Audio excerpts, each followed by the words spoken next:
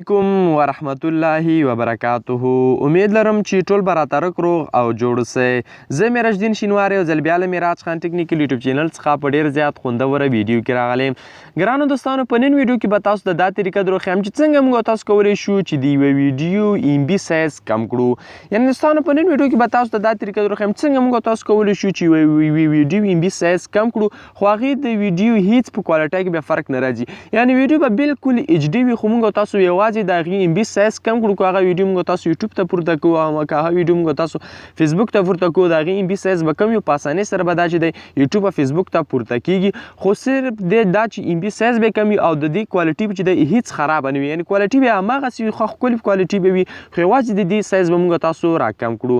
نو د دې لپاره دوستانو، هر څه نه مخکې زما یوټیوب چینل میراج خان ټکنیکل یوټیوب چینل در سره لازمي سبسکرایب کړئ. د ویډیو په سر خط باندې لیکل شوي سبسکرایب باندې تاسو کلیک وکړئ. پخوا کې کوم بیل نشان چې روزي باغ باندې هم کلیک کړئ، په آل باندې کلیک کړئ. دوستانو، په دې سره به زموږ هر یوه نوې ویډیو تاسو ته په وخت سره در رسیږي. نو راځو دوستانو ویډیو شروع کوو.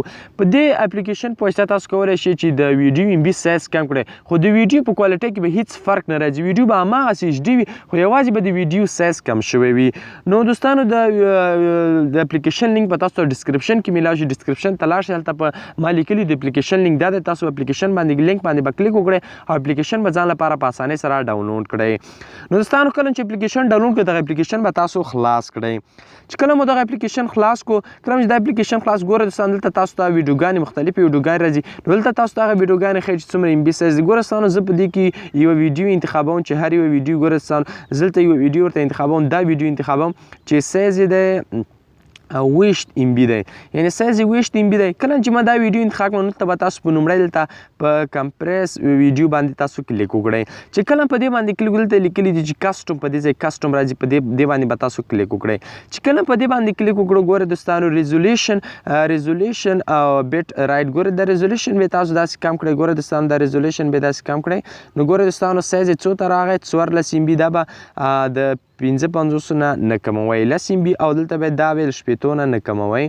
نو ګوره دوستانو، 80 به نه کموئ. ګوره دوستانو، هغه ویډیو MB سایز چې موږ سره 20 MB، خو اوس موږ سره چې دی 8.3 MB شو.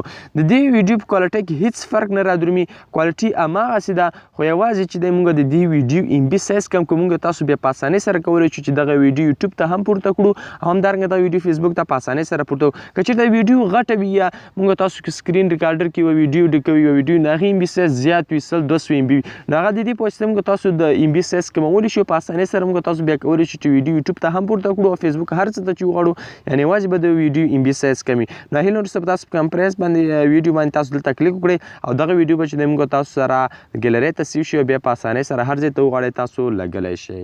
نو په دې هیله دوستانو چې ویډیو مو را سره خوښه شي.